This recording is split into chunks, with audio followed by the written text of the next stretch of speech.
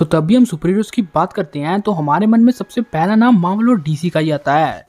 तो मार्वल और डीसी अलग अलग हैं, दोनों की स्टार्टिंग अलग है, सक्सेस अलग है और स्टोरीज भी अलग हैं।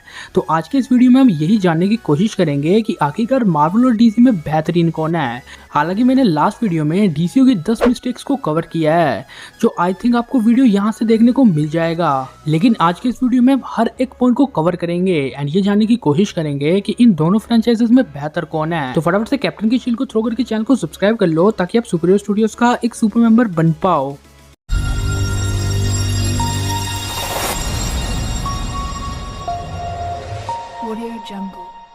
तो सबसे पहले हम बात करते हैं इन दोनों यूनिवर्सेस के ओरिजिन की। तो एमसीयू की शुरुआत हुई 2008 की आयरन मैन मूवी से, लेकिन डीसीयू शुरू हुआ इसके ठीक 5 साल बाद 2013 में मैन ऑफ स्टील के साथ। और इस पहले ही पॉइंट में एमसीयू को एडवांटेज मिला 5 साल का। तो एमसीयू ने शुरुआत से लेके अब तक अपने कैरेक्टर्स को बहुत अच्छी तरह इंट्रोड्यूस किया है। फॉर एग्जांपल 2007, 8, 9, 10 और 11 इन 4 सालों में हमने iron man, captain America, Thor और हल्क के ऊपर एक सोलो मूवी देखी। मतलब इन चारों कैरेक्टर्स को मार्वल वाले बहुत अच्छी तरह इंट्रोड्यूस कर चुके थे।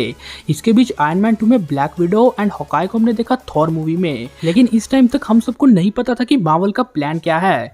लेकिन इसके बाद मार्वल ने 2012 पे अपना सबसे बड़ा प्रोजेक्ट रिवील किया, यानी द अवेंजर्स मूवी। एंड हमें पता चल गया कि मार्वल अपना सिनेमैटिक यूनिवर्स क्रिएट कर रहा है। लेकिन डीसीयू की शुरुआत हुई 2013 की मैन ऑफ स्टील मूवी से। लेकिन इसके बाद इन्होंने वंडर वुमन मूवी को दिखाया एंड सुपरमैन वर्सेस बैटमैन को दिखाया। तो बेसिकली ये अपने 3 कैरेक्टर्स को इंट्रोड्यूस कर चुके थे, लेकिन अब भी 3 main characters Aquaman, cyborg and flash बचे थे। और यही थी डीसीयू की सबसे बड़ी गलती कि उन्होंने अपने इन 3 मेजर कैरेक्टर्स को सिर्फ एक सिंगल मूवी जस्टिस लीग में रिलीज कर दिया, जहां पे फ्लैश का तो कोई काम ही नहीं था। जिस वजह से डीसीयू एमसीयू से इस पॉइंट में पीछे रह जाती है, क्योंकि मार्वल वालों ने अपने मेन कैरेक्टर्स को पहले ही इंट्रोड्यूस किया सोलो मूवी के साथ, जिसके बाद उन्होंने द अवेंजर्स मूवी रखी। लेकिन डीसीयू वालों ने कुछ कैरेक्टर्स को ही इंट्रोड्यूस किया, लेकिन कुछ कैरेक्टर्स को सिर्फ एक ही मूवी में इंट्रोड्यूस कर दिया।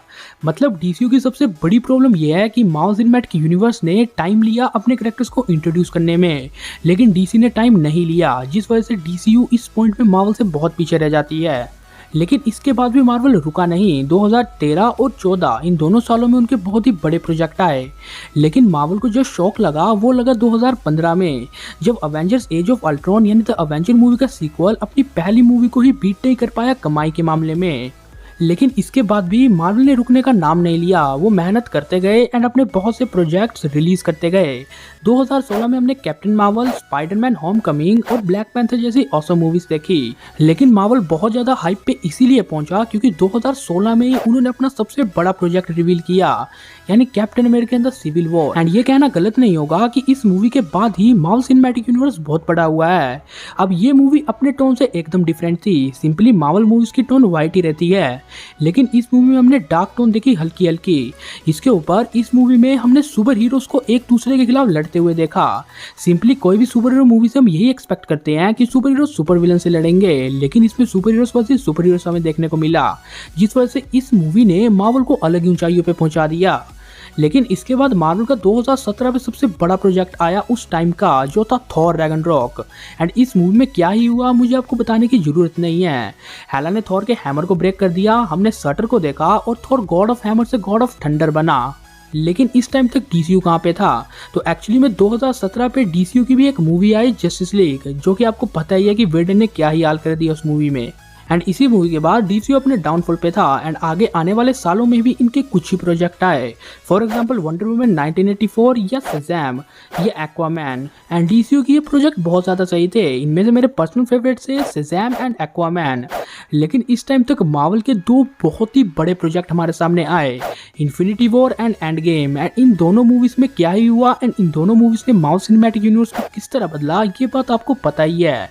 जिस वजह से डीसी एक्सटेंशन यूनिवर्स इस टाइम पे मार्वल सिनेमैटिक यूनिवर्स से बहुत ही ज्यादा पीछे है। लेकिन देन हम फैंस के फाइनली नारों के बाद फाइनली हमें स्नाइडर कट की जस्टिस लीग देखने को मिली, जो मूवी लिटरली बहुत ही ज्यादा ऑसम थी। एंड इसी मूवी में हमें पता चलता है कि वेडन ने मेन सीन इस मूवी का काट ही दिया था, जहाँ पे फ्लैश स्पीड ऑफ लाइट से ज्यादा तेज ट्रैवल कर रहा था। तो 2021 तक हमने इन यूनिवर्सिटीज को कंपेयर कर लिया, लेकिन इसके बाद बहुत से लॉकडाउन वगैरह हुए एंड अब मार्वल अपने मेन वेब सीरीज से टीवी सीरीज पे ज्यादा फोकस पे आ गया। And literally Wanda vision, falcon and the winter soldier and मेरी पर्सनल फेवरेट लोकी तो बहुत ही ज्यादा ऑसम थी। लेकिन इस टाइम पे डीसीयू क्या कर रहा था, तो डीसीयू भी रुका नहीं हुआ था।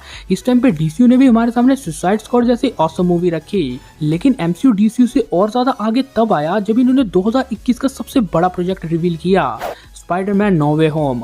एंड इस मूवी के बारे में मुझे आपको बताने की जरूरत नहीं है, टॉम, टॉबी और एंड्रू को एक साथ देखने के बाद हम फैंस का क्या ही रिएक्शन था। लेकिन डीसीयू की तरफ से भी हमें पीसमेकर देखने को मिली, हालांकि अभी तक मैंने ये नहीं देखी है।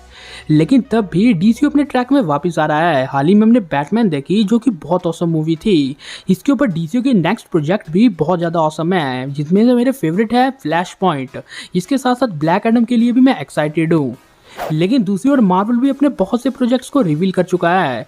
इन्होंने इतने ज़्यादा प्रोजेक्ट्स को अभी तक रिवील कर दिया है, लेकिन इनमें से जो इस साल के सबसे बड़े प्रोजेक्ट है वो है doctor strange multiverse of madness and Thor love and thunder. तो यस, ये सब बातें प्रूव करती है कि मार्वल सिनेमैटिक यूनिवर्स अभी डीसी एक्सटेंशन यूनिवर्स से बहुत आगे है। लेकिन अब हम डिस्कस करते हैं कुछ मेजर प्रॉब्लम्स इन दोनों यूनिवर्सेस की, कि आखिरकार क्यों डीसीयू एमसीयू से पीछे रहता है। तो देखो, दोनों यूनिवर्सेस के पास पैसों की कमी नहीं है। डिज्नी एंड वार्नर ब्रोस ये दोनों मार्वल सिनेमैटिक यूनिवर्स और डीसी एक्सटेंशन यूनिवर्स को खुला पैसा देते हैं खर्च करने को। लेकिन मार्वल की जो सबसे बड़ी प्रॉब्लम है वो है उनके राइट्स। अब मार्वल के पास अपने बहुत से कैरेक्टर्स के राइट्स नहीं है एंड यही उनकी सबसे बड़ी प्रॉब्लम है। लेकिन अगर हम डीसीयू की बात करते हैं तो डीसीयू की बहुत सी प्रॉब्लम्स हैं। फॉर एग्जांपल, उनकी सबसे बड़ी प्रॉब्लम ये है कि वो अपने प्रोजेक्ट्स को डिले करते हैं, जैसा ब्लैक एडम के ट्रेलर के साथ भी हुआ। मतलब डीसीयू वाले अपने प्रोजेक्ट्स को बहुत ही ज़्यादा डिले करते हैं। फॉर एग्जाम्पल, तुम इसे मार्वल से कंपेयर करके देखो। मार्वल कोशिश करता है कि वो हर साल एक्टिव रहे। मतलब जहाँ पे मार्वल की 5 या 6 महीने में 3 या 4 सीरीज या मूवीज आती हैं, वहीं पे डीसीयू की 5-6 महीने में एक ही आती है, जिस वजह से डीसीयू एमसीयू से पीछे रह जाता है। इसके ऊपर डीसीयू की और भी बहुत सी कमियां हैं जो कि मैंने पिछले वीडियो में कवर की हैं, तो आप उस वीडियो को भी ज़रूर से ज़रूर चेकआउट करना। तो अब हम कंपेयर करते हैं इन दोनों यूनिवर्सेस के डायरेक्शन स्टाइल को। तो अगर हम मार्वल की बात करते हैं तो मार्वल के सारे फैसले लेते हैं केविन फाइगी एंड इसके अंडर बाकी डायरेक्टर्स भी काम करते हैं। तो इसमें कुछ बड़ी प्रॉब्लम तो नहीं है, लेकिन एक छोटी सी प्रॉब्लम है। तो मार्वल के पास एक स्टोरी बोर्ड तैयार रहता है जिसको देख के ही डायरेक्टर्स को अपने प्रोजेक्ट्स को सेट करना पड़ता है। लेकिन इसमें एक छोटी सी प्रॉब्लम ये रहती है कि कभी कभी डायरेक्टर्स इससे मना कर देते हैं। फॉर एग्जाम्पल, जब एडगर ब्राइट को एंटमैन मूवी को डायरेक्ट करने के लिए बुलाया गया तो उन्होंने मना कर दिया। क्यों? क्योंकि एंटमैन इस सिनेरियो में कहीं भी फिट नहीं बैठता। लेकिन ये कोई बड़ी प्रॉब्लम नहीं। अगर डीसीयू की बात की जाए तो डीसीयू के बहुत से डायरेक्टर्स अपने काम को पर्सनली लेते हैं एंड पर्सनली मैनेज करते हैं।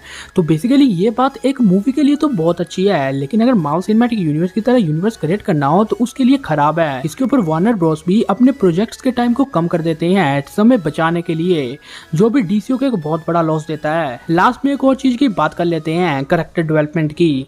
तो बेसिकली मार्वल अपने कैरेक्टर्स का डेवलपमेंट इस तरह से करते हैं कि वो फैंस के साथ बॉन्ड बना पाए या फैंस के साथ कनेक्ट हो पाए। लेकिन डीसी वाले अपने कैरेक्टर्स को फैंस के साथ कनेक्ट नहीं कर पाते, और इसके लिए सबसे इंपॉर्टेंट चीज यही होती है कि आप अपने कैरेक्टर्स को फैंस के सामने किस तरह से प्रेजेंट करते हो। मतलब मार्वल सिनेमैटिक यूनिवर्स ने अपने स्टार्टिंग फेजेस से ही अपने कैरेक्टर्स को ढंग से इंट्रोड्यूस किया है। फिर चाहे बात हो कैप्टन मार्वल की, कैप्टन अमेरिका की, आयरन मैन की, थॉर की या किसी भी कैरेक्टर की, मार्वल वालों ने अपने हर एक कैरेक्टर को ढंग से इंट्रोड्यूस किया। लेकिन डीसीयू वालों अपने कैरेक्टर्स को ढंग से इंट्रोड्यूस करना है नहीं जानते। उन्होंने 3 कैरेक्टर्स को इंट्रोड्यूस किया और 3 को एक ही मूवी में, जिसने पूरी मूवी ही बिगाड़ दी। एंड यही बात डीसीयू को लॉस देती है, जिस वजह से डीसीयू वाले अपने कैरेक्टर्स को अपने फैंस के साथ बॉन्ड या कनेक्ट नहीं कर पाते। तो बेसिकली मैं ये कहना चाहता हूँ कि मार्वल को ये बात पता है कि किसी भी कैरेक्टर्स को फैंस के साथ बॉन्ड या कनेक्ट किस तरह से करना है, लेकिन डीसी को यही बात नहीं पता, जिस वजह से डीसीयू मार्वल सिनेमैटिक यूनिवर्स से पीछे है। हमने इस वीडियो में बहुत बात कर ली, लेकिन कंक्लूजन यही निकल के आया कि मार्वल सिनेमैटिक यूनिवर्स अभी बहुत ज्यादा आगे है डीसी एक्सटेंशन यूनिवर्स से भी। इसके ऊपर मैं आपको याद दिला दूं कि मैंने अपने प्रीवियस वीडियो में डीसी की 10 मिस्टेक्स की बात की है, जो अगर वो सुधार ले तो वो मार्वल सिनेमैटिक यूनिवर्स की तरह बन सकते हैं। हालांकि ये वाला जो वीडियो जो आप देख रहे हो, ये वीडियो उस वीडियो से पहले आने वाला था, लेकिन इस वीडियो को मैं अनफॉर्चुनेटली डिलीट कर दिया था, जिस वजह से इस वीडियो को मुझे फिर से शूट करना पड़ा। और तुम्हें पता ही है क्या ही हाल हो रहा है मेरा भी शूट करते हुए, लेकिन चलो वो बात अलग है। लेकिन आप सब लोगों को इस पूरे टॉपिक को लेके क्या लगता है, आप हमें कमेंट में जरूर शेयर करना। तो ये था कंप्लीट वीडियो जहाँ पे हमने मार्वल वर्सेस डीसी का एक कंपैरिजन किया, इनके बहुत से पॉइंट्स को कवर करके। उम्मीद है आपको वीडियो पसंद आया होगा। वीडियो पसंद आया तो इसे लाइक और शेयर जरूर कर देना। चैनल को सब्सक्राइब करके बगल वाले बेल आइकन को जरूर ऑन कर देना। And never forget, it's your super studios and you all are super heroes 10, so assist and assembled.